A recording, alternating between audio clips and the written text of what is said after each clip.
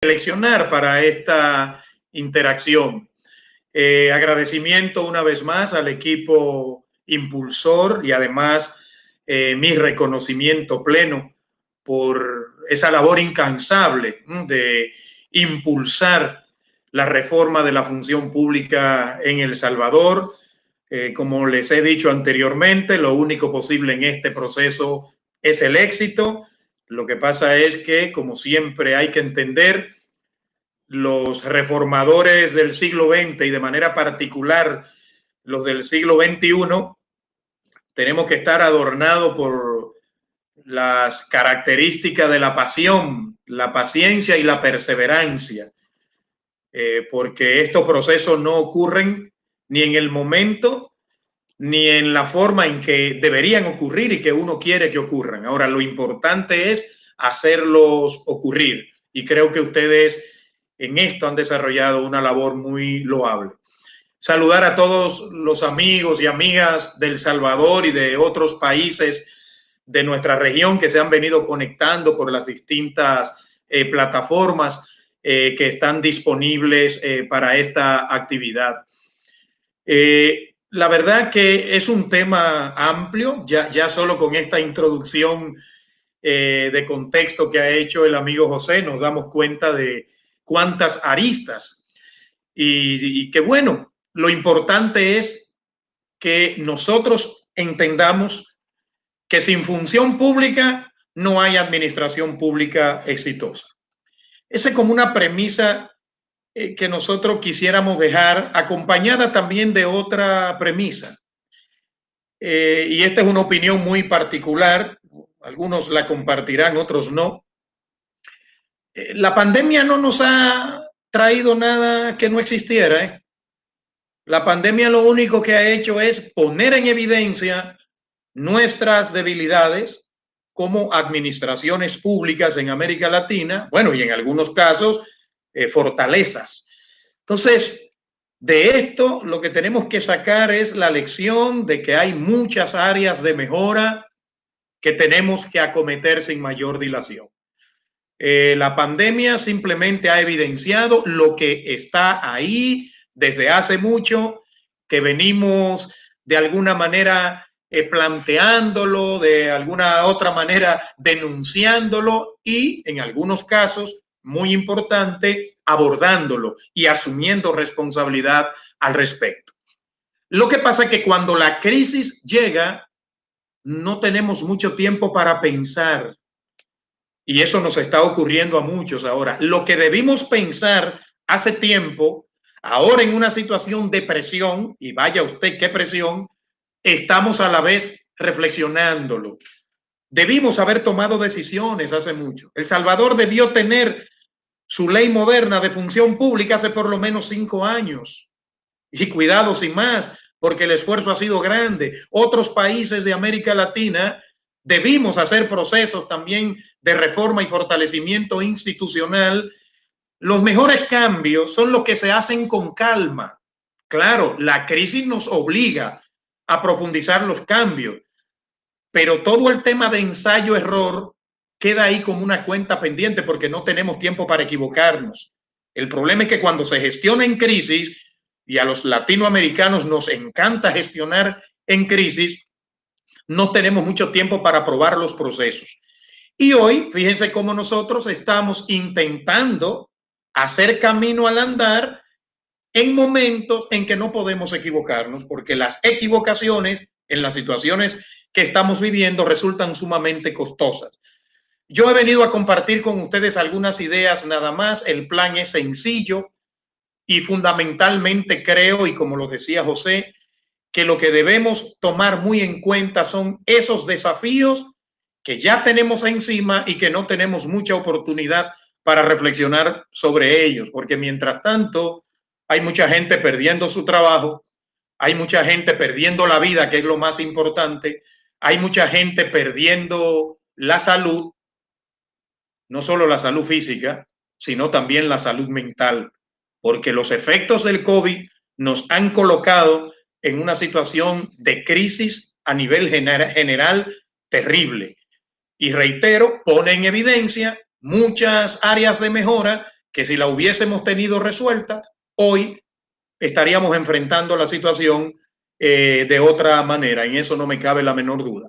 La reflexión está básicamente planteada desde la profesionalización de la función pública y que a nuestro juicio sigue siendo no solo respuesta estratégica, sino una respuesta necesaria en situaciones de crisis. Lo que pasa es que muchos todavía, lamentablemente, no alcanzan a entenderlo. ¿Y saben qué me preocupa a mí en esta situación de crisis? Que muchos de nuestros gobernantes en América Latina no acaban de entender la razón de por qué no han podido enfrentar a tiempo todos estos problemas. Parecería que el tema de la institucionalidad queda como por ahí. Y algunos lo mencionan, pero no sabiendo que ahora mismo de lo que se trata es de resolver este problema de coyuntura que se nos puede convertir en estructural, porque ya nosotros tenemos problemas estructurales, pero de paso hacer los aportes para la solución estratégica. Tenemos que aprender a prevenir la crisis también. No es solo gestionar en crisis, es aprender a prevenirla y todos estos enfoques de prospectiva que la ciencia de la administración ha puesto a nuestra disposición en los últimos años, le hemos hecho caso omiso. Y entonces esperamos que el problema esté encima nuestro para ver cómo podemos enfrentarlo y resolver. Pero fíjense algo, una de las riquezas que yo he descubierto en el tema de la función pública, en la profesionalización, en los sistemas de mérito, es que aquellos planteamientos históricos de esa condición tripartita de la administración, los teóricos clásicos que nos enseñaron que la administración es a la vez ciencia, técnica y arte, resulta que estas tres características, donde mejor se expresan, donde mejor las podemos entender, es en la gestión del talento humano, es decir, en la función pública, en el servicio civil, en la profesionalización. Es ahí donde mejor se concentran en tantos ejes que tiene la administración científica. Aquí la encontramos todos los días y hoy lo estamos viendo, lamentablemente. Nos hemos dado cuenta que no es suficiente con los criterios técnicos y científicos resolver los problemas. Hay ese poco de arte que tenemos que sacar a veces de donde no hay para darle respuestas a los problemas y sobre todo a la gestión de las personas. Ustedes saben, y esto la ciencia de la administración y el derecho administrativo lo ilustra con una claridad enorme, y es que la teoría de la organización, en este caso la organización administrativa, nos plantea que hay dos perspectivas, la perspectiva orgánica y la perspectiva humana. Siempre hemos dicho que la perspectiva orgánica solo puede funcionar de manera eficaz en la medida en que la dimensión humana, es decir, el órgano persona, conduzca de manera adecuada a esas estructuras organizacionales.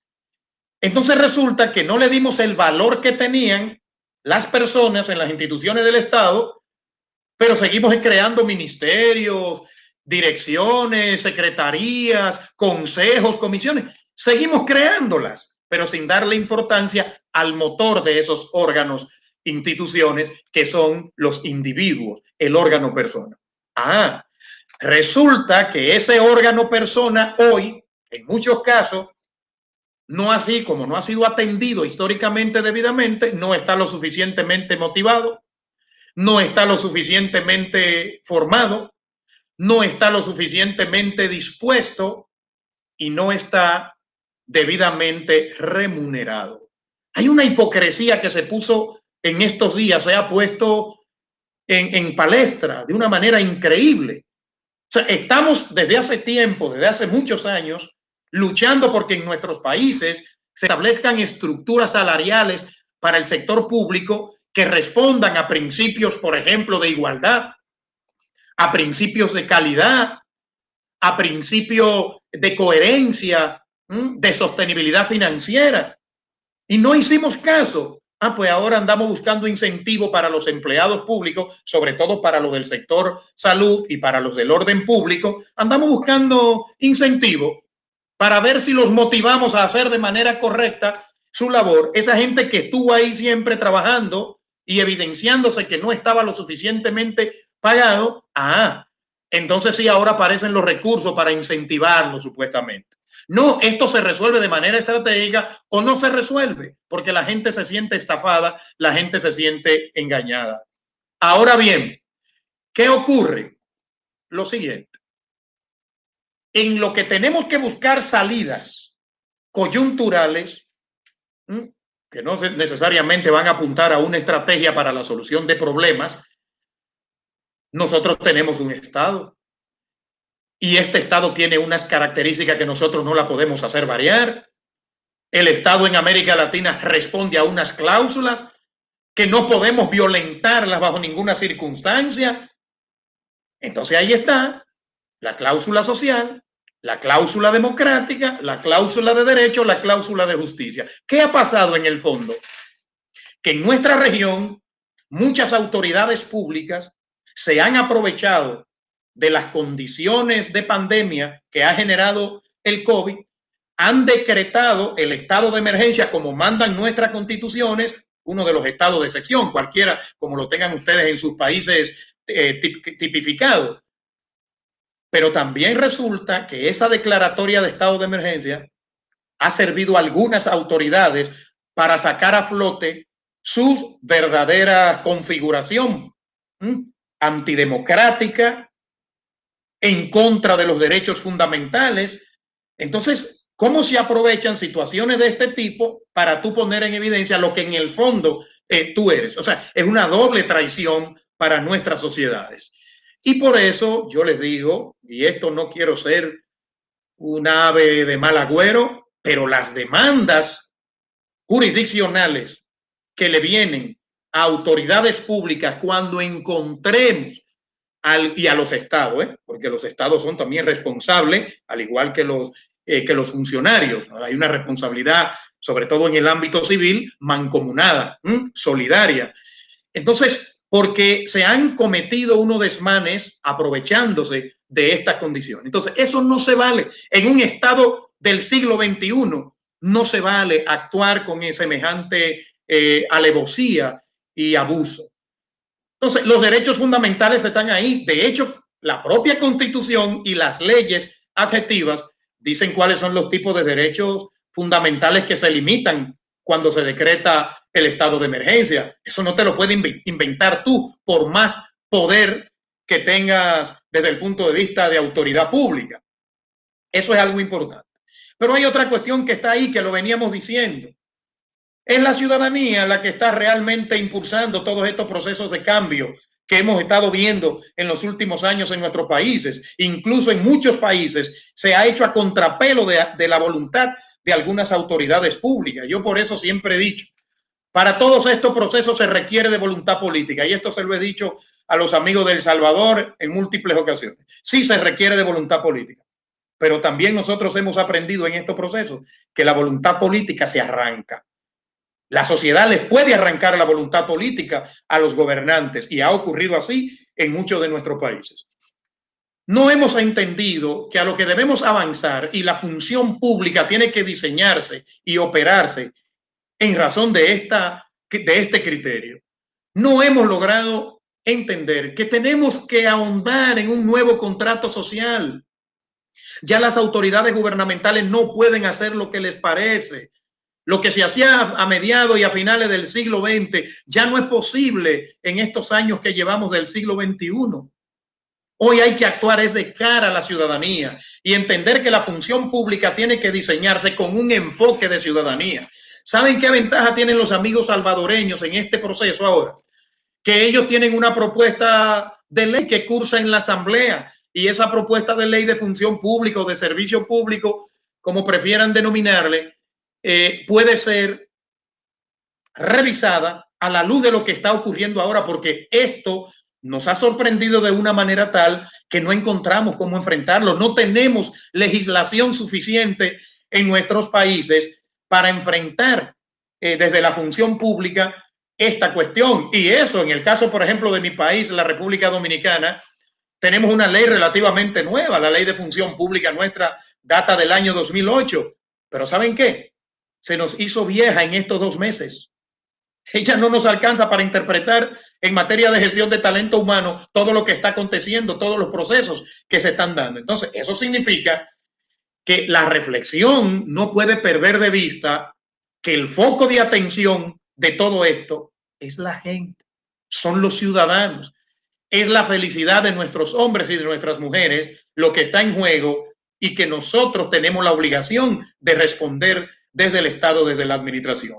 Hay que seguir repensando el contrato social, hay que verlo ahora a la luz del siglo XXI y a la luz de esta situación de crisis develada, que tenemos que estar preparados para lo que pueda también ocurrir más adelante. Porque nosotros hablamos, y qué bueno que en este ciclo de webinar aparece con mucha fuerza el término, o por lo menos el concepto, o por lo menos el término de la nueva normalidad. ¿Saben qué es lo que ocurre? Que nadie sabe qué será la nueva normalidad. Estamos haciendo conjetura. Nosotros no sabemos el próximo mes qué es lo que va a ocurrir. Bueno, ustedes han visto países que están levantando las restricciones, pero resulta que con todo y restricciones los contagios seguían. Empiezan a levantarse las restricciones porque tú no puedes mantener estas restricciones para toda la vida. O sea, la restricción no es un instrumento de gestión pública. La restricción es una situación coyuntural que tú debes a pura fuerza hacerlo en su momento, pero esa no es la condición natural del ser humano. Entonces, las restricciones tienen que darse desde otra perspectiva y la gestión pública tiene que jugar su rol. Lo de los derechos fundamentales también ya lo hemos comentado. Siempre tomar en cuenta lo siguiente. Hay una reflexión que a nosotros nos faltó en la región. Todas nuestras constituciones políticas establecen una cartilla de derechos fundamentales. Lo que pasa que en el pasado esos derechos fundamentales eran pura retórica, solo servían para la academia. Y bueno, y la gente entendía que la Constitución y las leyes le establecían unos derechos. Lo que pasa que en el siglo XXI ya la gente no ve los derechos fundamentales desde una perspectiva exclusivamente jurídica, sino que la está viendo desde una perspectiva social. Y esta combinación de lo jurídico y lo social respecto de los derechos fundamentales es lo que ha llevado a la gente a las plazas públicas, a las calles, a las redes sociales, a reclamar mejores servicios. Entonces, ¿qué ocurre? Que los sistemas de servicios públicos tienen que estar conectados, obligatoriamente conectados con los derechos fundamentales. Entonces, cuando la OCDE dice la priorización de servicios, habría que ver a qué se le llama priorización de servicios, porque los derechos fundamentales, cuando están plasmados en los documentos internacionales como derechos humanos y cuando son plasmados en las constituciones políticas que ya hacen parte de los derechos fundamentales como derecho positivo, no puede haber un orden de prioridad. Simplemente los servicios, los con derechos fundamentales se reconocen. Se reconocen. Entonces, la priorización con lo que tiene que ver es con la articulación de efectivos sistemas de servicios públicos. ¿Qué dice la Constitución de nuestros países respecto a la educación, respecto de la salud, respecto de la seguridad ciudadana, respecto de la vivienda? ¿Qué ocurre en la práctica? ¿Cómo están los servicios públicos articulados en la práctica?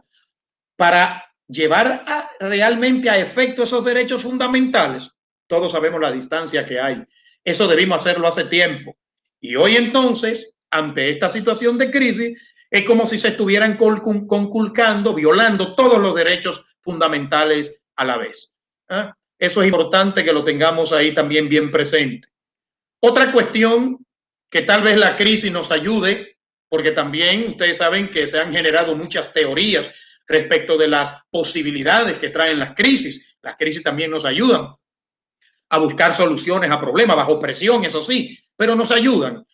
Y lo bueno de la crisis es eso, aprovecharla para resolver problemas, no solo con una visión coyuntural. Lo coyuntural es eso. Aquí lo que está en juego es lo estratégico, lo estructural, porque si no, esto se convierte en algo cíclico.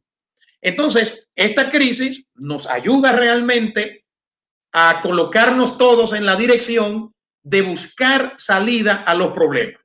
Y una de las cuestiones que yo creo que se está pensando, porque un problema que nosotros tenemos en América Latina es el autoritarismo en el ejercicio del poder político. Y estamos llenos de gente muy humilde, de gente muy sensata, de gente muy capaz incluso de gente que tú no ves que exhiben petulancia, pero eso es hasta que llegan a un cargo de dirección política e incluso hasta de dirección administrativa. ¿Cuántos gerentes no conocemos por ahí que los cargos se les colocan del lado arriba a la cabeza y se le olvida para qué fueron elegidos o para qué fueron designados? Entonces, yo creo que nos va a quedar claro que una cosa es la titularidad del poder y otra cosa es el ejercicio del poder. Aquí tenemos que hacer entender de una vez y por todas que los titulares del poder son los ciudadanos. Es el pueblo, eso es lo que dicen nuestras constituciones, ¿verdad? Políticas. Es el pueblo y que los funcionarios públicos, desde el presidente hasta el de más, hasta el del rango inferior, solo ejercen un poder que le fue otorgado y el cual se debe a los ciudadanos. Y en consecuencia, la única razón de ocupar un cargo público es servirle a la gente. Si usted no le sirve a la gente desde un cargo público, no puede merecer ese cargo. Entonces, esto nos va a ayudar, esto de la tesis, de la titularidad y el ejercicio del poder, nos puede ayudar ahora bastante en la reflexión.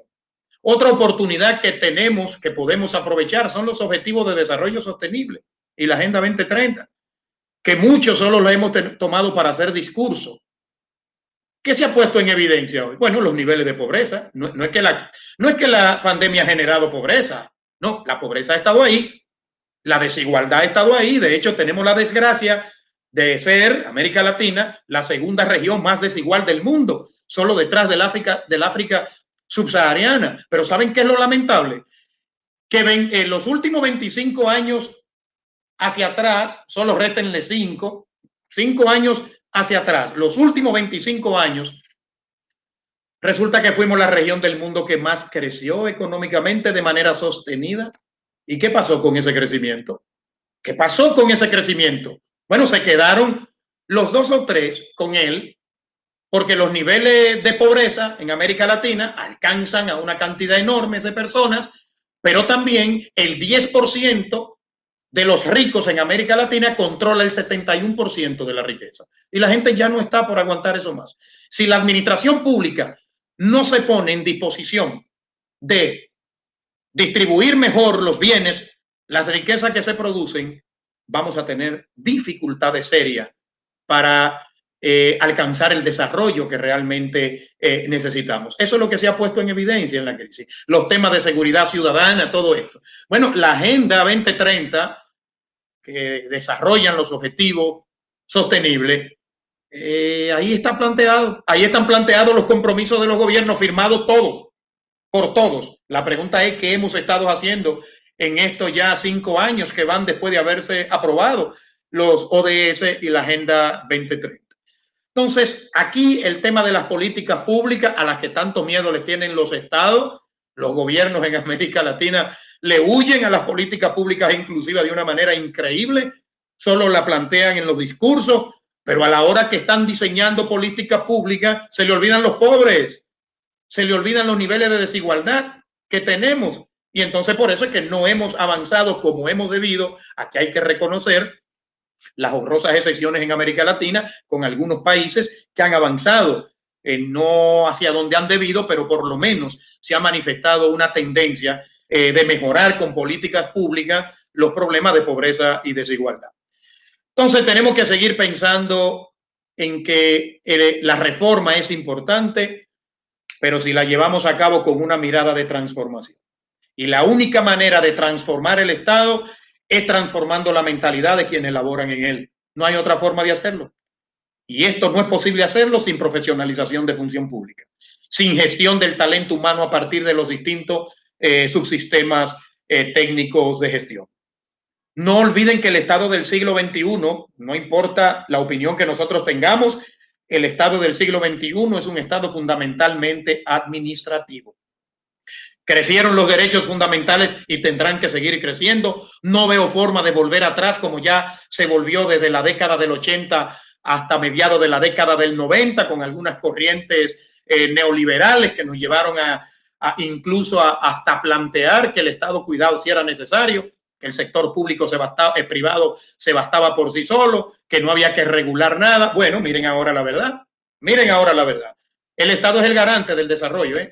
Es que no puede hacerlo sin el sector privado. Eso sí es verdad. Por eso tenemos que avanzar en las alianzas público-privadas. Y la función pública tiene que también ser diseñada a partir de ese planteamiento. Tenemos que estar en relación permanente con las empresas privadas, pero también con las organizaciones sociales, porque aquí no es solo las empresas privadas. Las organizaciones sociales tienen mucho que aportar en la mejora de los servicios públicos, colaborando incluso con la prestación de determinados servicios públicos que sea pasible llevar a esos niveles.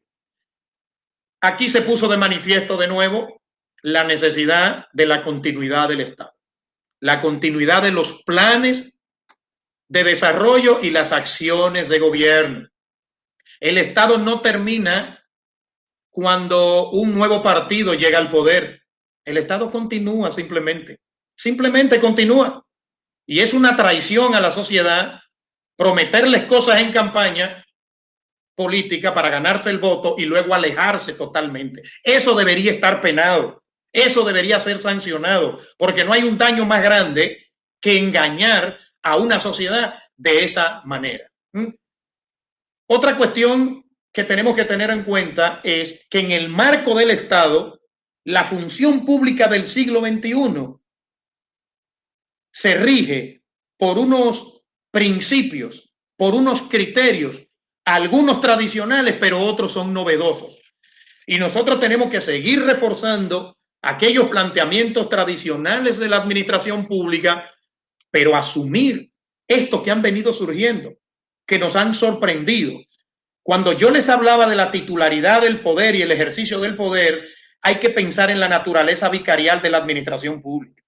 Nosotros estamos para servirle a la ciudadanía. Nosotros estamos obligados a cumplir la norma. Ahora, cuando la norma no es suficiente, cuando la norma no resuelve, entonces tenemos que modificar la norma, pero por vía de los procedimientos que se establecen para ello. No todo el mundo tiene potestad para modificar una norma ni para dejar de cumplir una norma. De hecho, para dejar de cumplir una norma, nadie tiene potestad en la administración pública. Si algunos tienen, por vía de reglamento o de resolución, potestad para modificar una norma si esta es una norma de menor jerarquía. Y aquí tenemos que apuntar también a la calidad de la norma. No podemos regular las cosas de la manera que se nos antoje. Para esto hay criterios técnicos. Hay una técnica que es la técnica legística que nos ayuda a hacer buenas leyes, a hacer buenas disposiciones normativas, porque a veces nosotros por salir del paso aprobamos cualquier norma.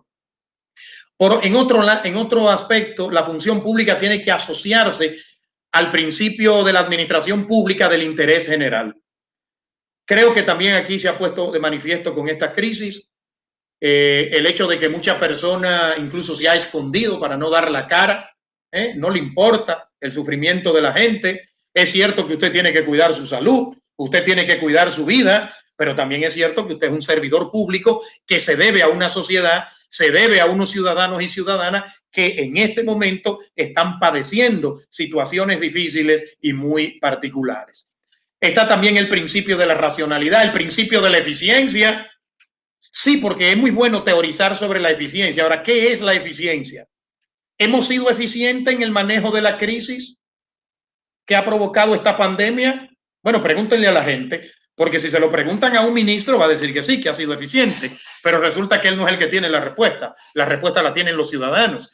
Entonces, fíjense ustedes, este es uno de los principios modernos de la administración pública, porque si bien es cierto que hemos hablado siempre de eficacia y luego se habló de eficiencia, no menos cierto es que la eficiencia hoy está relacionada con resultados.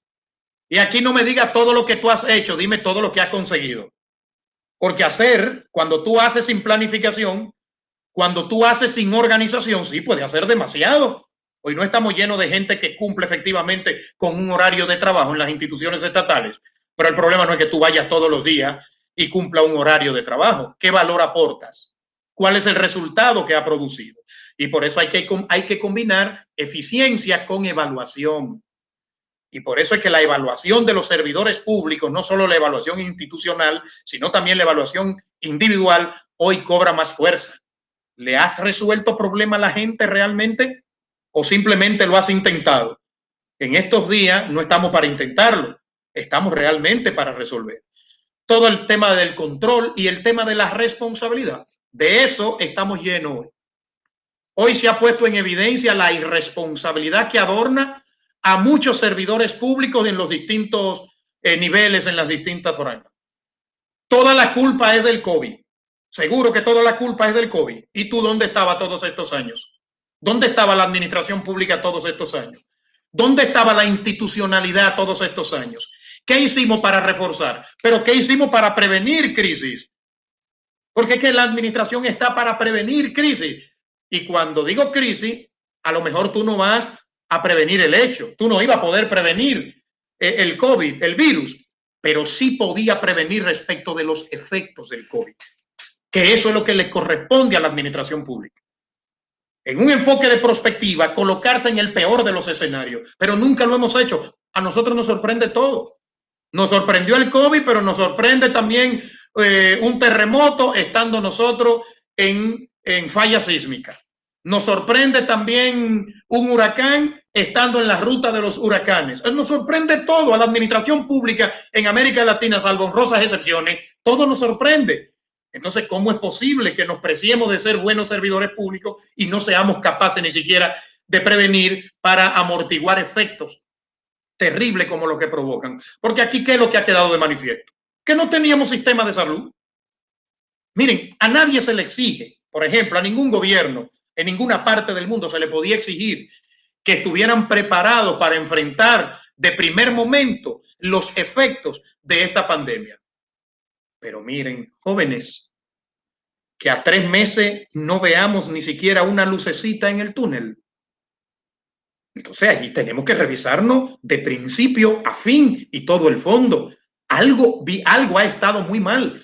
Lo que pasa es que en situaciones como esta es cuando el discurso no vale. Y en América Latina somos especialistas en los discursos, en decir que todo está bien. Entonces hoy todas las responsabilidades del COVID, porque no encontramos a más nadie, ¿verdad? Porque ustedes saben que en una institución pública también cuando algo sale mal, a alguien hay que echarle la responsabilidad. Lo que tú puedes estar seguro que la autoridad nunca la va a asumir. Y por principio de gestión, el supervisor siempre es el responsable. Usted mire a ver cómo se la hace hacia abajo, pero usted es el que tiene que darle cuenta a la ciudadanía, usted es el que tiene que darle cuenta a las autoridades políticas y las autoridades políticas a los ciudadanos. El principio de transparencia. El principio de transparencia es un principio moderno tal cual como lo conocemos. Porque si bien antes conocíamos el principio de publicidad, eso es otra cosa. La publicidad es parte de la transparencia. Por eso siempre es bueno ver todo esto en el contexto del gobierno abierto. Porque el gobierno abierto nos permite trabajar todas las aristas, la participación ciudadana, la transparencia, la tecnología de la información, la colaboración público-privada. Esto es vital, pero no podemos hablar de eso en este momento. Aquí lo importante es que entendamos qué significa transparencia para la gestión pública y de manera particular qué significa transparencia en momentos de crisis. Eso es fundamental que nosotros lo tengamos en cuenta, porque también hay muchos que se han aprovechado de las medidas restrictivas para poner en evidencia sus deseos inmensos y bajo instinto de opacidad. Y ustedes han visto lo que ha estado ocurriendo con las contrataciones públicas, con las compras. Claro, como había que flexibilizar los sistemas de compra, muchos funcionarios en nuestra región han aprovechado esa flexibilización para incurrir en corrupción administrativa. Entonces, reitero, así no se vale. Eso no es buen gobierno, Eso no es ético. Eso es todo lo contrario. Entonces, hoy más que nunca hay que poner la información a disposición de la ciudadanía, sobre todo en el contexto de datos abiertos, que la gente pueda reutilizar esa información. Además, ¿cuál es un problema serio que se ha puesto en evidencia en estos tiempos de pandemia? La falta de credibilidad que tiene la gente en las instituciones y sus gobernantes. Eso es una verdad. No creen en nada, la gente lo que está es desafiando. corriendo todo ese riesgo que ustedes ven que estamos corriendo, la gente lo que se ha dedicado es a desafiar a las autoridades públicas por una cuestión de incredulidad. La gente todavía piensa que con la pandemia lo están engañando. Y sobre todo países en los que esto ha coincidido con procesos electorales. No se imaginan ustedes el gran problema y el gran dilema ahí que se ha presentado, salvo que sea que en uno de sus países estén en procesos electorales en este momento. ¿A qué estamos obligados, José? Y qué bueno que tú lo planteabas de inicio y todos los amigos y colegas que están conectados. Estamos obligados a generar un nuevo modelo de gestión pública. Un nuevo modelo. Lo que tenemos se agotó. Está demostrado que está agotado en América Latina. Entonces nosotros tenemos que tomar de lo que hemos hecho lo bueno y hacer un nuevo enfoque y un nuevo diseño. Un diseño que, como les decía anteriormente, conecte los derechos fundamentales con los servicios públicos, o al revés, los sistemas de servicios públicos con los derechos fundamentales y las garantías. Un modelo de gestión que de verdad, sea capaz de que nos permita lograr la institucionalidad pública. Institucionalidad pública y desarrollo sostenible. Desarrollo sostenible. Ya no valen esos numeritos acomodados para decirnos que todo anda bien. El desarrollo la gente lo siente o no lo siente. Simple y llanamente. Lo que pasa es que cuando viene una pandemia, ¿qué pasó con mucha clase media ahora en la región? Que no eran clase media nada, pero se le vendió la idea y vivían como clase media. Ya se acabaron los ahorros, porque ahora con el desempleo, entonces ¿de qué? ¿Quiénes son clase media ahora? Y con los problemas que todo esto va a traer. Entonces, que nosotros realmente hablemos con la verdad. No me digas que sacaste a tanta gente de la pobreza, que luego, a los 2 días de una situación de pandemia, de crisis como la que estamos viviendo, ya te diste cuenta que no había sacado a nadie de la pobreza, nada, que seguían siendo tan pobres y desiguales como siempre. Entonces, todo esto tiene que manejarse con seriedad y la gestión pública tiene que ser un aporte fundamental. Hay que definir un nuevo perfil del servidor público y la función pública tiene esta como una de sus responsabilidades.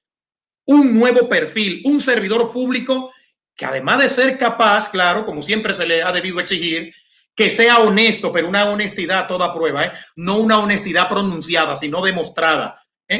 Pero por otro lado, un funcionario, un empleado que sea responsable. Pero ¿saben qué? Un empleado público con sensibilidad social. Tenemos que definir muy bien las competencias y definirla de verdad y aplicarla. No el engaño que han hecho en algunos países que hacen un catálogo de competencias laborales para el sector público y a la hora de reclutar, seleccionar, evaluar, todo eso se olvida. No, esta competencia que nos hemos dado cuenta que sin ella no podemos enfrentar de manera adecuada estos problemas de la administración pública. El liderazgo, por ejemplo. Ustedes saben la crisis de liderazgo que hay en nuestra región ahora mismo. Liderazgo a nivel político y a nivel gerencial. Entonces, tenemos que apuntar a ese desarrollo, sobre todo en los niveles gerenciales de la administración pública, para que ellos sean capaces de conducir estos procesos. En muchos de nuestros países, los que debieron liderar los procesos, esos gerentes medios, lo que hicieron fue esconderse. En muchas de nuestras administraciones públicas no han dado la cara. Entonces, eso también tenemos que trabajarlo con seriedad y a culpar a los infelices, a los empleados de abajo, a ellos que quieren culpar de todas estas ineficiencias que se ha demostrado en muchos de nuestros países. Un modelo de gestión pública que incorpore una estrategia ética. No es simplemente hablar de valores en la administración pública. Además de eso, hay que realmente elaborar una estrategia que tenga metas claras, objetivos claros, acciones claras, monitoreo claro y un régimen de consecuencia. Sí, porque por ahí hemos establecido el régimen ético y por otro lado el régimen disciplinario y lo tenemos hasta formalizado como norma, pero no se activa el régimen disciplinario. Mucha gente violenta las normas y los procedimientos y siempre encuentra un padrino que no le abre expediente o que lucha y hace todo lo posible para que no se le abra un expediente disciplinario. Hoy nos hemos dado cuenta que todo eso nos coloca en una situación de desventaja. Y ya habíamos dicho que también la gestión para resultados, que hay que ponerla en el diseño de la profesionalización de la función pública. La carrera administrativa tiene que estar diseñada en función de un ingreso meritocrático, permanencia en función de los resultados, ascenso y promoción en función de resultados, capacitación y cumplimiento del régimen ético de las instituciones públicas. Y otros temas que por razón de tiempo, claro, solo lo dejo enunciado ahí en la diapositiva. Yo de la diapositiva estoy tomando aquellos aspectos que ayudan más para conectar con la estrategia de esta actividad. La profesionalización no es un juego, lo que pasa es que hay que esperar momentos como estos, y hoy están muchos añorando tener servidores públicos mejor formados, mejor capacitados, mejor evaluados, mejor seleccionados. Hoy estamos en esa disyuntiva. Si lo hubiésemos hecho antes, hoy a lo mejor estuviéramos enfrentando la situación de crisis con más éxito. Pero no olviden algo. Como una de las cláusulas del Estado del siglo XXI es la de derecho, y la construcción de un Estado de derecho pasa obligatoriamente por la articulación de un buen ordenamiento jurídico para la administración pública y el cumplimiento efectivo de ese ordenamiento jurídico, hay que tratar de que estas situaciones queden establecidas en las normas.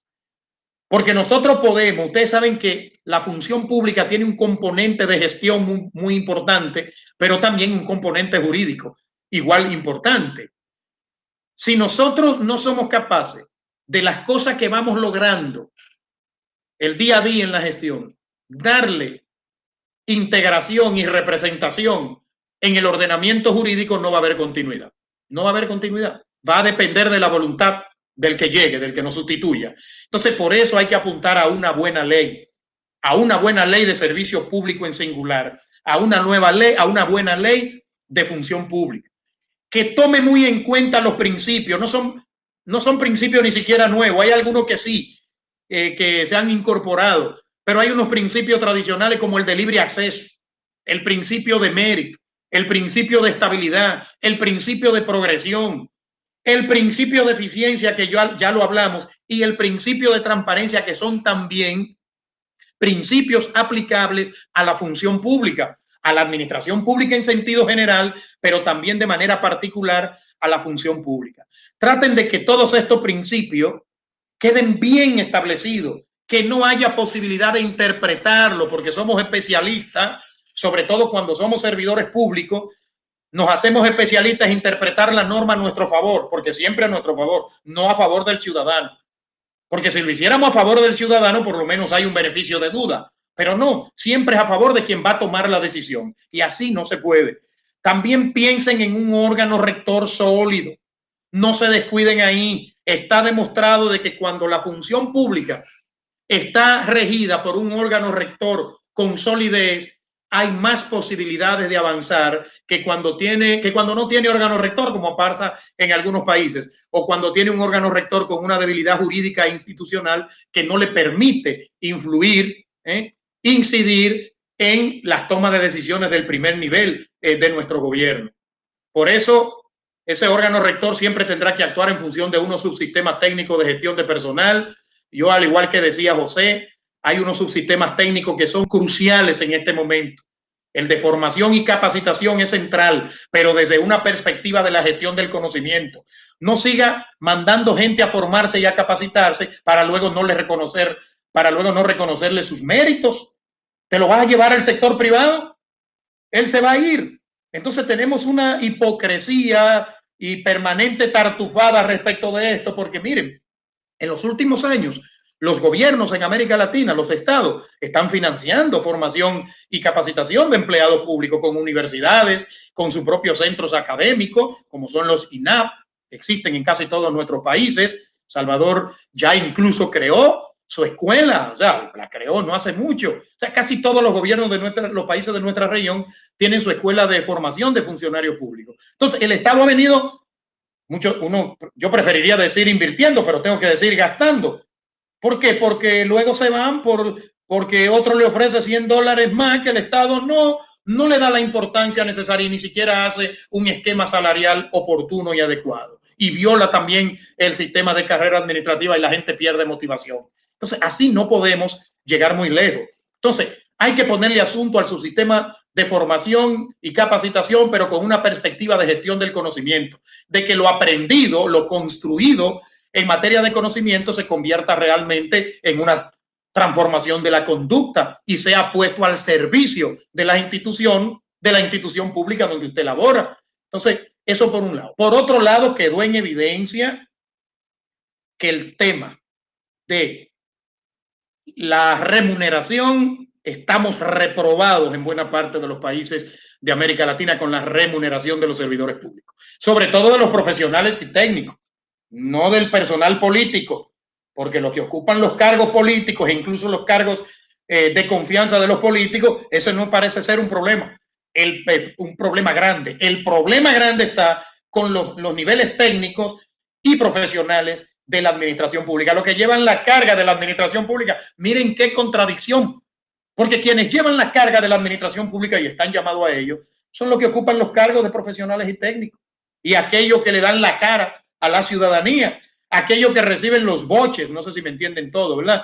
La reprimenda de los ciudadanos, esos son los que tienen que dar la cara fundamentalmente, pero son los peor tratados, sobre todo con los sistemas remunerativos. Hoy quedó en evidencia, los gobiernos han estado buscando no sé de dónde, como les decía al inicio, para ver si les reconoce, porque yo digo que es un reconocimiento a una labor que debió haber sido reconocida desde hace tiempo.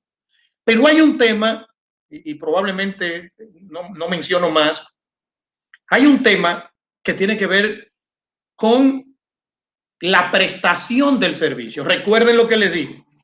El Estado del siglo XXI es fundamentalmente administrativo. No es que los otros poderes del Estado no tienen importancia, es que es fundamentalmente administrativo. Crecieron los derechos fundamentales, crecieron los servicios públicos, crecieron los trámites y crecen las demandas y los requerimientos de los ciudadanos. No es por elección, es por obligación. El Estado tiene que darle respuesta a la gente fundamentalmente a través de los servicios públicos y la tramitología. Si eso es así, el trabajo hay que hacerlo de cualquier manera, pero hay que hacerlo. Y la manera menos probable en estos días es la presencial. Y a buena parte de nosotros, yo diría que casi a todos, nos sorprendió la necesidad de implementar la metodología o la modalidad del teletrabajo. Y apareció en todos los discursos el teletrabajo. Y todos los funcionarios de alto nivel cuando aparecían en los medios, no, porque vamos a implementar herramientas de teletrabajo. De seguro que sí. Estábamos seguros de lo que estábamos haciendo. Cuando tuvimos la oportunidad de hacerlo y de prepararnos, no lo hicimos.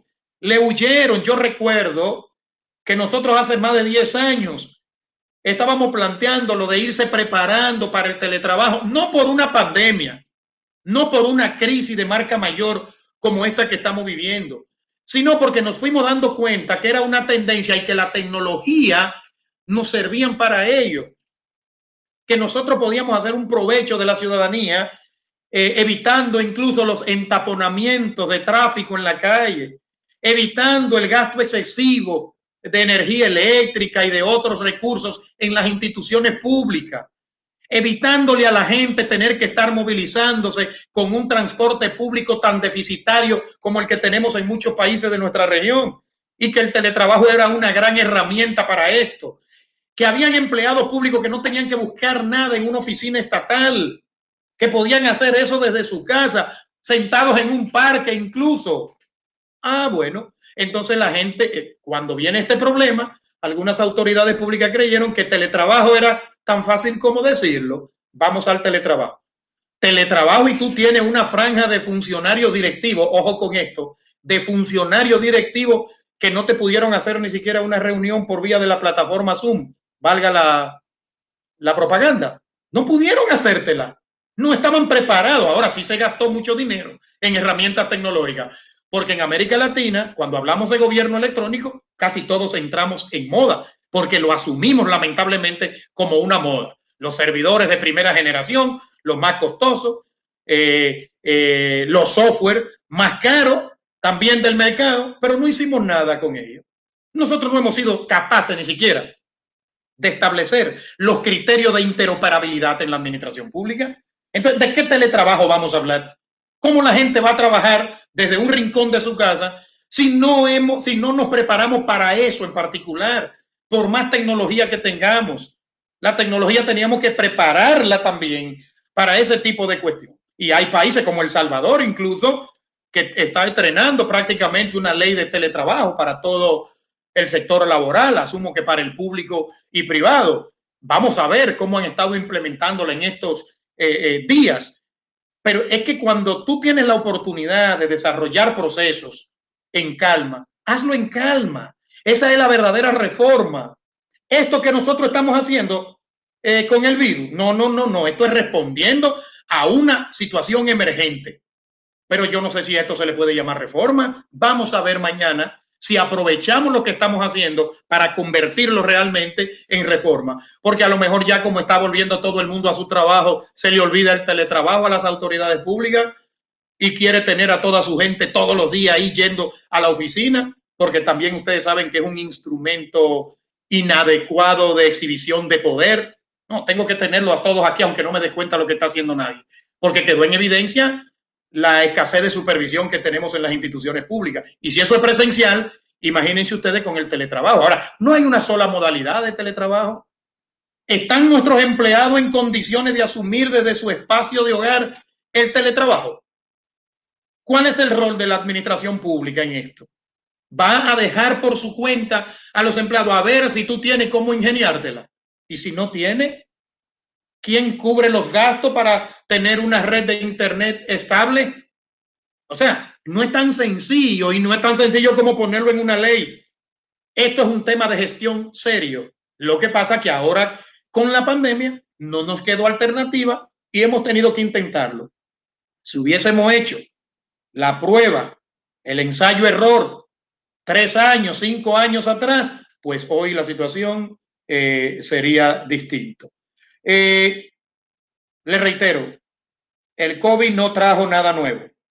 El COVID evidenció lo que está ahí desde hace muchos años, lamentablemente, y que no le hemos puesto el empeño ni el cuidado que hemos debido. Ahora yo creo que toda la reflexión tiene que apuntar no solo a un buen sistema de función pública y un buen diseño de los subsistemas técnicos de gestión de recursos humanos, sino que ahora tenemos que ver qué hacer con la tecnología para que nos ayude realmente a resolver problemas. Gobierno electrónico no es traer muchos equipos informáticos. Gobierno electrónico, gobierno digital, gobierno abierto es resolverle problemas a la gente usando de manera productiva la tecnología de la información, usando las herramientas tecnológicas. Por eso, el teletrabajo se ha convertido en un gran reto para nosotros.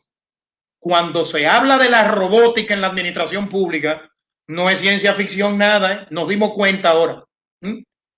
Ya lo habían planteado algunos autores desde hace unos 10 años, que teníamos que irnos preparando para convivir con las máquinas en las instituciones del Estado. Ahora resulta que se nos fue delante la situación, ya no es ciencia ficción, ya es una realidad que incluso ha superado la ficción. Esa es la verdad. Los desafíos que nosotros tenemos hoy son enormes, enormes porque estamos gestionando la peor crisis que yo creo que nos tocaba a nosotros gestionar. Y ahí la tenemos. Y vino para quedarse por un buen tiempo. Es decir, esto no es una cuestión como algunas otras, la crisis financiera, que hay decisiones que dependen de ti y tú puedes ir resolviendo problemas. Esta no. Esta resulta que hay que resolverla con la gente. Esta es con la gente.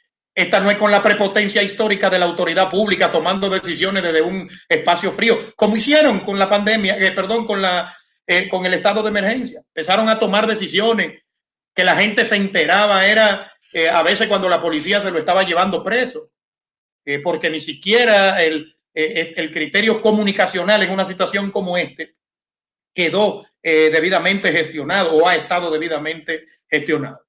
Ustedes están en un proceso muy interesante. Yo creo que hablaba con algunos de ustedes, les decía que este retraso que ustedes han tenido en la aprobación de la ley parece ahora conveniente. Parece ahora conveniente porque ustedes van a poder hacer lo que otros países de América Latina le va a costar más tiempo, que es empezar a hablar de nuevo de una reforma de su servicio civil o de su función pública para ver cómo estos temas, estos problemas pueden quedar ahí de alguna manera, no porque es que la ley tiene que responder a problemas sociales, que a problemas comunes. No es que tú vas a estar adaptando la ley a cada situación, no, es que la ley tiene que responder a problemas de la sociedad, porque si no, no sirve para nada la ley. Y no puedes tú acomodar la ley existente, lo que puede hacer es reformar la ley existente para hacer una aplicación efectiva. Yo creo que en el momento en que ustedes están, yo no puedo empezar a dar consejos a los amigos y hermanos salvadoreños, que reitero, un país al que le tengo un aprecio que ya llega al amor por el pueblo salvadoreño, me unen vínculos de todo tipo con El Salvador y me siento comprometido con este proceso de reforma institucional desde hace un buen tiempo. Y conmigo pueden contar siempre, modestamente, lo que puedo aportar. Ya, claro que ustedes tienen mucha gente ahí preparada, formada, con experiencia, que le han dado seguimiento a este proceso, que están probablemente más habilitados que yo para plantear cosas. Pero por lo que me ha tocado vivir junto a ustedes, creo que tienen que, lo primero es no desmayar. Eso es lo primero, porque eso es lo que muchos quieren, sobre todo muchos actores políticos. Muchos actores políticos quisieran que de este tema no se hable más. Y lamentablemente en El Salvador, incluso actores de otros tipos, que es extraño, porque en mi experiencia en la región no había encontrado no había visto resistencia de ciertos sectores que incluso serían beneficiados con la aprobación de esta ley. Pero bueno, hay situaciones circunstanciales ahí que uno a veces desde lejos no puede darle la explicación ni encontrarle la explicación. Pero continúen en ese proceso de que la ciudadanía se empodere. Eso no se decreta, evidentemente. Eso simplemente se hace comunicando, llevando los temas a la sociedad. Los temas de administración pública en América Latina eran del uso, han sido históricamente del uso de una élite, un uso exclusivo. Era una élite funcionarial a veces, muy pocas veces, pero una élite profesional, una élite técnica que se creyó siempre con la verdad absoluta y por eso daba tanta dificultad para que los procesos de reforma y modernización se materializaran. Entonces hay que apoderar a la ciudadanía de estos temas para que ella entienda, la gente entienda de qué se está hablando cuando se habla de profesionalización de la función pública, cuando se habla de mérito, cuando se habla de carrera. Es la gente que tiene que entender que eso es para beneficiarlos a ellos, porque un servidor público formado, capacitado y estable es una mayor garantía de servicio de calidad para los ciudadanos. Continúen ese debate científico y jurídico que lo han venido llevando muy bien. Yo la verdad que les felicito, he estado con ustedes en múltiples ocasiones, los programas que están ustedes desarrollando académicos con universidades y con centros de pensamiento de El Salvador, en el que abordan el tema de la profesionalización de la función pública, eso es fundamental. Entonces sigan involucrando a la academia, a la universidad que se la juegue. La universidad tiene un rol aquí que jugar, tanto la pública como la privada, no solo la pública, también la privada. Hay que decirle a los políticos cosas que ellos no quieren escuchar y alguien tiene que decírsela. Alguien tiene que decírsela porque entre ellos no se la dicen. Entre ellos no se la van a decir. Ellos hacen creer que se la dicen, pero no se la dicen en serio. Entonces es la sociedad, es la academia, son los profesionales, son los cientistas los que deben decirle a los políticos cosas que a ellos no les gusta oír, evidentemente. Creo que tienen que seguir haciendo un esfuerzo, tal vez redoblar el esfuerzo por involucrar a los medios de comunicación. Los medios de comunicación, como quiera, van a hacer opinión pública, sea errada o correcta. Ellos van a hablar. Hagan ustedes un esfuerzo para que ellos hablen lo que deben hablar con conocimiento de causa. Porque cuando los medios de comunicación airean un tema sin conocimiento, eso hace un daño terrible. Entonces sigan trabajando con ellos para que cuando ellos proyecten cualquier información sobre función pública, lo hagan sobre la base de la verdad, no sobre lo que diga alguien que se opone a la propuesta de ley. Y ustedes saben muy bien, los salvadoreños, saben muy bien lo que les estoy diciendo. Ahora, en ese esfuerzo, procuran evidenciar la importancia de la propuesta de ley. Si ustedes no están para debate político, eso déjenselo a otro. Yo les recomiendo que el debate político se lo dejen a otro. Ustedes aireen la cuestión técnica, porque a veces cuando esto llega, se va a la confrontación política, salimos perdiendo todos y se olvidan de la virtud de las propuestas y lo que discuten es otra cosa. Entonces, creo que eso es importante que ustedes lo tomen también muy en cuenta. Evidencien que hay que luchar contra el clientelismo. Esa es una verdad en América Latina. ¿Por qué no hay que decirlo? Que la ley es un instrumento para luchar contra el clientelismo político y el nepotismo que tanto daño le sigue haciendo a nuestras administraciones públicas. Alguien tiene que decir eso. No hay que dejar de decirlo. Hay algunos que se van a molestar, pero la ley tiene como, no es el único, pero tiene como uno de sus objetivos luchar de forma efectiva contra el clientelismo. A los políticos no les gusta escuchar eso. A algunos, porque también nosotros a veces satanizamos a los políticos y eso es un error. Hay políticos que están comprometidos con los cambios institucionales en muchos de nuestros países. También aprendan a detectarlos. Ahora recuerden lo que les dije. Por mi experiencia, la voluntad política se arranca cuando la autoridad política no quiere ceder, la ciudadanía tiene que jugar su rol cuando ya hay un convencimiento de que hacia ahí es que hay que marchar. Entonces, muchos no tendrán esa voluntad. Bueno, pues arranquémosela a los que no la tengan. Ya hay experiencia en América Latina de que sí, eso puede ocurrir. Ahora, no nos perdamos. Toda decisión en esta dirección es una decisión política, porque también los técnicos a veces nos equivocamos y a veces por eso es que nos arredramos, a veces por eso es que nos desilusionamos. No, usted propone, el político aprueba. Ahora, trate de que lo que usted le proponga al político, él se convenza de forma tal que luego lo apruebe o que no aguante la presión que se pueda estar haciendo. También que es un instrumento de lucha contra la corrupción administrativa, es un instrumento para la prevención de crisis, no para evitar la crisis, para prevenir los efectos de crisis.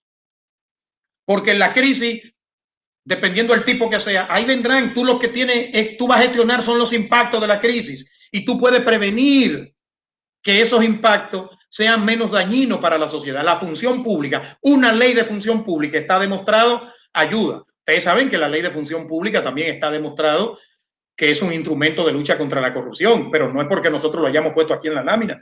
Cuando usted ve las mediciones que se hacen a nivel de nuestra región, para dejarlo hasta aquí, ¿verdad? Usted se da cuenta que a mayor profesionalización de la función pública, menores niveles de corrupción administrativa. Sigan articulando con los partidos políticos. Al final de cuentas, ellos son los que van a aprobar en la Asamblea Nacional, son los que van a aprobar la ley. Al final de cuentas, uno de ellos es un ministro. Entonces, con ellos hay que articular obligatoriamente.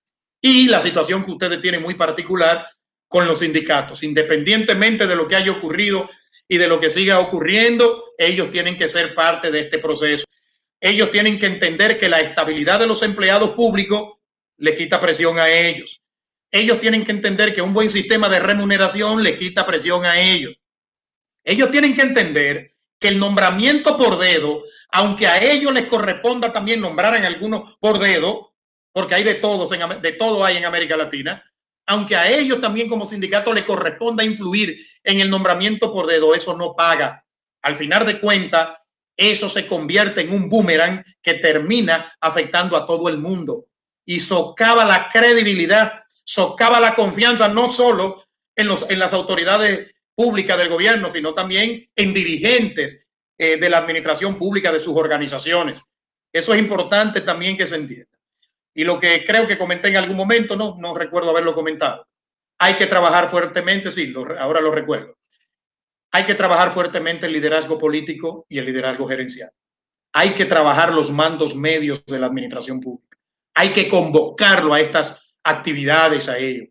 Hay que ganárselos de aliados, porque ustedes saben que hay una franja ahí que está en una disyuntiva, porque es una franja del nivel político en algunos países, pero maneja los temas desde la perspectiva técnica. A ellos hay que ganárselo para este lado, porque lo que está en juego es el éxito de su gestión como profesionales y como técnicos de la administración pública. Bueno, jóvenes, esto era lo que tenía para compartir con ustedes.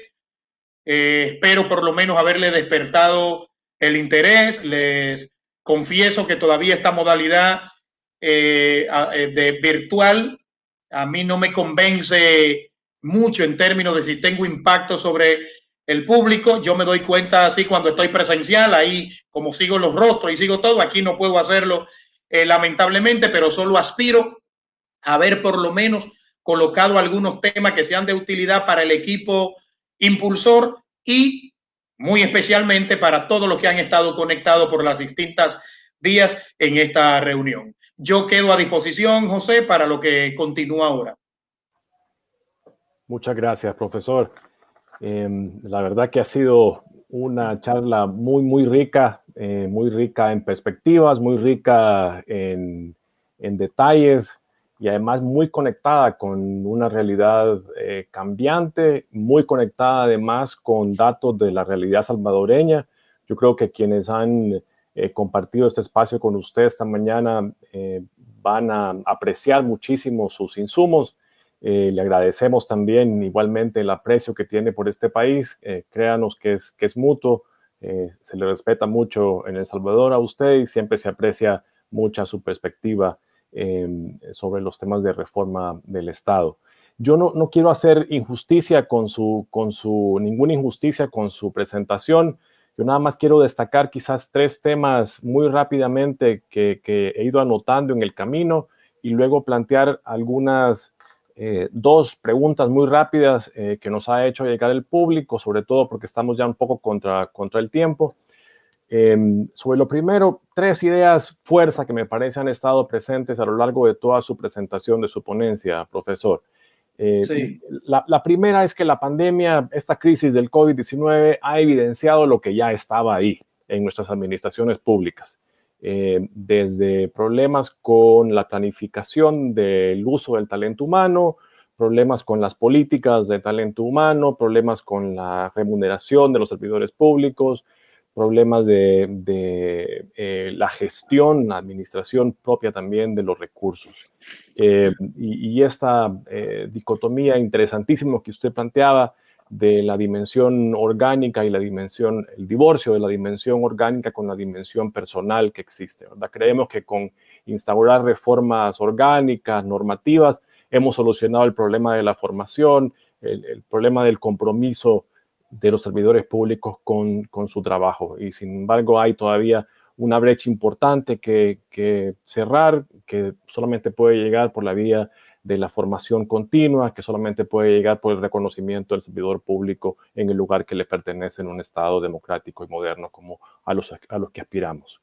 Esa es, digamos, la primera idea, la idea de que ahí hay una evidencia con la pandemia de lo que necesitamos todavía hacer y cruzar. En segundo término, aunque en realidad es un ángulo de lo primero, es que la pandemia ha también evidenciado los vicios más graves quizás del funcionamiento de nuestras administraciones. Y usted habló de autoritarismo, habló de clientelismo, habló de nepotismo, y cómo una reforma a la función pública también es una herramienta efectiva para combatir estos vicios que son propios de nuestras latitudes, no solamente acá, por supuesto, pero digamos que se han acentuado con la crisis y se han puesto en evidencia también cómo el Estado ha sido utilizado o está siendo utilizado no para servir a la ciudadanía, que es su propósito único y fundamental, sino para que algunos funcionarios malintencionados se sirvan a sí mismos, sirvan a sus partidos, sirvan a sus grupos de interés. Ese yo creo que es el gran mensaje atrás de esta parte de su ponencia, es la insistencia, la importancia de construir institucionalidad, de que esto no llega de forma espontánea, no llega de forma gratuita, que se necesita un proceso gradual de construcción de una institucionalidad fuerte que permita a futuro combatir estas carencias y estos vicios de la administración. Y finalmente, la tercera gran idea fuerza, me parece a mí, es que hay que aprovechar la pandemia como una oportunidad, más que lamentarnos por todo lo que está pasando, que se hace continuamente. Lo que hay que hacer es encontrar las oportunidades que existen de cara a la rápida transformación de la administración pública y en particular del servicio civil. Yo creo que reflexión sobre el nuevo perfil del servidor público es muy rico. Daría para una charla completa nueva, para una nueva invitación que le podamos hacer desde el equipo impulsor, este servidor público que sea realmente capaz, que sea realmente honesto, que sea responsable, que tenga sensibilidad social. A mí me parece que hay muchísima riqueza en ese perfil que usted describe y que yo creo que es definitivamente un reto de cara a la selección y al desarrollo de los servidores públicos en nuestros sistemas de función pública. No sucede de forma espontánea en que todos los servidores públicos sean capaces, que además haya una honestidad de principio y una responsabilidad con los mandatos que la ley y los ciudadanos le han encomendado. Por supuesto, en esta perspectiva, en esta tercera idea fuerza de aprovechar la crisis como una oportunidad, como una ventana de oportunidad para echar adelante la reforma, son muy útiles sus perspectivas específicas sobre el país. Insisto, creo que usted conoce tan bien como nosotros, o mejor quizás, porque tiene una perspectiva comparada, además muy rica, cuáles son las problemáticas propias de El Salvador en términos de la reforma que desde hace años pretende impulsar. Y termino con eso, mi resumen, digamos, ojalá no haya sido muy injusto, de las tres ideas fuerzas de su presentación. Y le planteo dos preguntas muy rápidas que intento sintetizar de algunos comentarios del público y de interrogantes que también usted ha dejado planteadas en el camino. En tiempos de incertidumbre como estos, en tiempos en que aún no sabemos cuál va a ser la nueva normalidad, como usted mismo lo expresó en algún momento de su ponencia, ¿podemos realmente hablar de reforma de la función pública o deberíamos esperarnos un rato, digamos, para empezar a hablar de la reforma? Esa es la primera pregunta. Es una pregunta sobre oportunidad. Si es realmente el momento para plantearnos una reforma. Y la segunda pregunta, que tiene que ver también con el título un poco del webinar, es ¿qué cara cree usted que tiene la nueva función pública al salir, digamos, a la nueva normalidad? Imaginemos que al final del año que viene hemos resuelto el problema de la crisis sanitaria. ¿Qué cara va a tener esa administración pública en la región en particular saliendo a esa nueva normalidad? Sí, miren, sobre la primera pregunta, que es muy puntual y muy interesante, yo cuando estuve de secretario general del CLA, me cuidé mucho, además porque yo le he hecho una crítica a algunos organismos internacionales históricamente, que a propósito también un motivo para felicitarlos a ustedes por el apoyo de los organismos internacionales en estos procesos que son cruciales. No puede poner a dependerlo de los organismos internacionales, eso sí, porque una vez ellos se van o cambian su prioridad, entonces tu proceso se estanca o no continúa.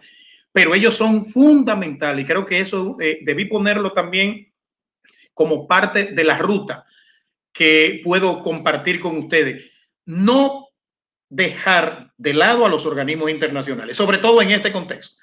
En este contexto ellos juegan un rol determinante como lo han venido jugando en nuestra región, pero claro, siempre tomando en cuenta la realidad concreta de cada país. Y ahí era que iba mi respuesta.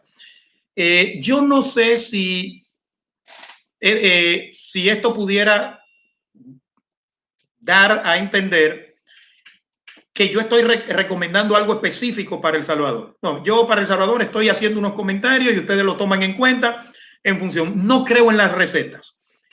He criticado la reforma, algunos procesos de reforma en la región porque han sido sobre la base de la imposición y así no funciona nada. Lo que dio buenos resultados en Chile no necesariamente va a dar buenos resultados en la República Dominicana.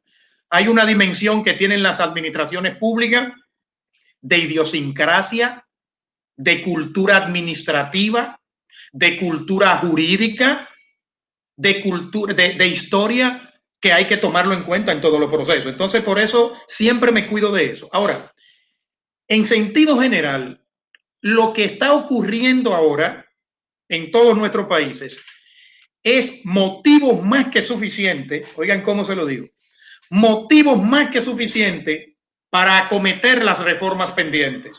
Porque resulta que la ley de función pública, una nueva ley de función pública en El Salvador, o de servicio civil o de servicio público, no es consecuencia de la pandemia. No, es consecuencia de un proceso histórico. Ustedes tienen una ley que no alcanza para más. Digo, hace tiempo que no alcanza para más. Todos los países de la región, prácticamente todos, han hecho su reforma del servicio civil en los últimos 20 años. Todos. Los que no la han hecho fue porque tuvieron una ley en el 50 o en el 60 y jamás se han interesado en el tema. Y hoy vemos la situación y son dos o tres nada más. Entonces, yo creo que es una cuestión, es oportuno, ojalá y no hubiese habido la necesidad de hacerlo en un momento de pandemia, pero creo que ustedes deben aprovecharla como una oportunidad, pensando incluso en que puede ser una ley que a corto plazo, o pongámoslo de manera más razonable, a mediano plazo haya que revisarla de nuevo. Pero ustedes tienen unas situaciones que han arrastrado que le dificulta más hacerle frente a la pandemia. Entonces, no puedo decir que sea oportuno. Lo que tengo que decirle es que es necesario. Es necesario porque si otros países que han hecho su reforma hoy, que la hicieron hace 10 años, que hace 15 años, hoy no encuentran ya en esa normativa respuestas a determinados problemas que han surgido. Imagínense ustedes que tienen una ley de la década, del primer año de la década de los 60. Entonces creo que no era el momento ideal, pero es que ustedes no tienen alternativa. Porque si no lo hacen ahora, habrán algunas situaciones que no podrán proyectarla en términos de solución ni enfrentarla con seriedad. Lo que sí yo pienso que no pueden pensar en una ley que haya que esperar 15, 20 años para, o los años que tienen ustedes, los 50, ¿cuántos tienen ustedes ya con esa ley? 70 años, ¿verdad? Los 70 años que ustedes tienen con esa ley para volver a modificar. Yo creo que no, porque cuando se entra en esta dinámica, porque le voy a dar un dato. Y aquí vuelvo y digo, yo lamento que a veces me extiendo en la respuesta, pero es que me llegan tantas cosas que creo que si no la digo, entonces no respondí. Miren qué es lo que ocurre. La administración del siglo XXI, lo que pasa es que eso no se lo dije, tiene una característica que es principal, no es la única, pero es principal. Es el cambio permanente, es el dinamismo. La administración pública es muy dinámica y haya pandemia o no, vamos a tener que estar revisando los marcos normativos, como quiera, porque todos los días nos surge una nueva situación. Hoy es por la pandemia, pero recuerden ustedes todo lo que ha hecho la tecnología con la administración, lo que debió hacer. Lo que pasa es que no hicimos las regulaciones que correspondían. Entonces, si la pregunta es esa, creo que no fue el mejor momento, pero están en un buen momento para impulsar la reforma, porque incluso va a haber reforma de todo tipo. Ojo con eso, va a haber reforma de otro tipo. Lo que ustedes pueden estar preguntándose es el alcance de la reforma, eso lo deciden ustedes. Ahí es que ningún organismo internacional ni ningún especialista de otro país puede venir a decirle a ustedes cuál es el alcance de su reforma. Ese tienen que definirlo ustedes, pero yo creo que vendría muy bien en este momento. De hecho, ustedes no tienen forma de dejar de discutir esa ley en este contexto, porque muchos de los problemas que están analizando van a llegar a la conclusión de que es que no está en la ley, no tenemos una ley que lo ampare. Y la otra pregunta, que para mí será más simple la respuesta, definitivamente, cuando salgamos de esta situación emergente, porque yo creo que la crisis es la situación de emergencia, que es la que nos encontramos, y la situación de crisis prolongada, que es a la que vamos a entrar. Cuando venga esa situación, yo aspiro, espero y tengo la certeza de que la función pública saldrá valorada, colocada en su justa dimensión, porque tendremos tiempo incluso para analizar cuántos de los problemas que no pudimos enfrentar con eficiencia fue el resultado de no trabajar con seriedad los temas de la función pública. De hecho, ya la función pública está potenciada, ya lo está. Pero ustedes oyen algunos discursos de gobernantes que jamás en la vida lo hicieron. Ellos están apostando a sus servidores públicos. Lo que pasa es que una cosa es decirlo y otra cosa es hacerlo. Porque como decía José Martí, la mejor forma de decir es hacer. Tú valoras a tus empleados públicos, demuéstralo. Claro, es que hoy nos hemos dado cuenta que todas estas falencias, todos estos problemas, muchos de ellos se han debido a la mala gestión del personal. Es que hay cosas que no han surgido, José, y amigos y amigas. Hay cosas que no han salido a relucir. ¿Cuánta gente dejó de trabajar en estos días? ¿Cuánta gente? ¿Cuánta gente tenía deseo de trabajar y no pudieron trabajar porque su supervisor no supo cómo ponerlos a trabajar, cómo supervisarlo? ¿Cuánta gente quería trabajar, quería dar lo mejor de sí y la falta de ¿cómo decirlo esto? De una actitud de enfrentar la contingencia por parte de las autoridades públicas no le permitió hacer nada? ¿Qué pasó con el sistema educativo? ¿Qué pasó?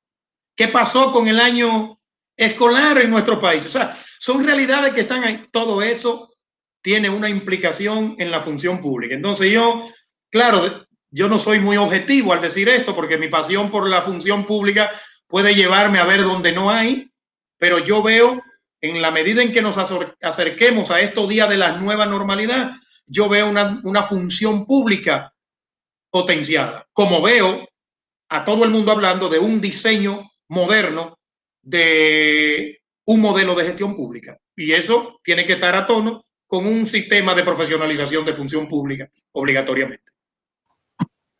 Profesor, muchísimas gracias. Yo creo que además esa última respuesta nos sirve de cierre. Ya nos hemos pasado un poco del tiempo programado para este webinar. Sin embargo, le quiero ceder la palabra el último minuto para una reflexión final antes de que procedamos a cerrar este espacio de reflexión. Miren, yo creo que la experiencia de nuestra región es una experiencia rica en esfuerzos en materia de gestión pública. Yo creo que nos ha faltado práctica, ha faltado voluntad política, ha faltado voluntad técnica, voluntad profesional en muchos casos.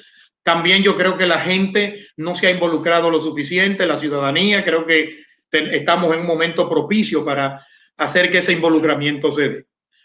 Creo también, porque yo creo en la capacidad de rearticulación de los procesos y también la capacidad de salir de a flote de los humanos, de nosotros los humanos.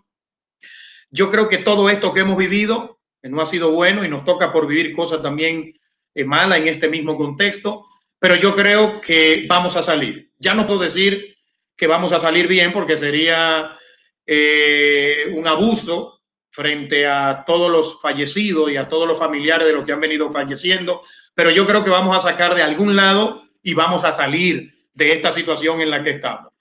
Creo que vamos a ser mejores, no tenemos alternativa, tenemos que ser mejores porque ha fallado también la forma en la que nos hemos comportado históricamente. Y estoy convencido, y con esto concluyo, de que salir de esto solo es posible con un modelo de gestión pública bien articulado y moderno, con servidores públicos capaces y comprometidos y con ciudadanos haciéndole al Estado y a las autoridades públicas la presión que tiene que hacerle. Para eso están los ciudadanos, para hacerle presión a las autoridades públicas en función de sus intereses legítimos, sus derechos fundamentales y sus requerimientos de servicios públicos oportunos y de calidad. Tengo toda la confianza en que saldremos de esta con el concurso de todos. Muchísimas gracias, profesor. Y con esta nota, yo creo que de optimismo, cerramos nuestro webinar de esta mañana. Por supuesto, agradeciendo nuevamente al profesor Montero y agradeciéndole a cada uno de los asistentes a este espacio e invitándolos para estar pendientes de las siguientes actividades del equipo impulsor para la reforma de la función pública en El Salvador. Muchas gracias y buen día. Placer inmenso.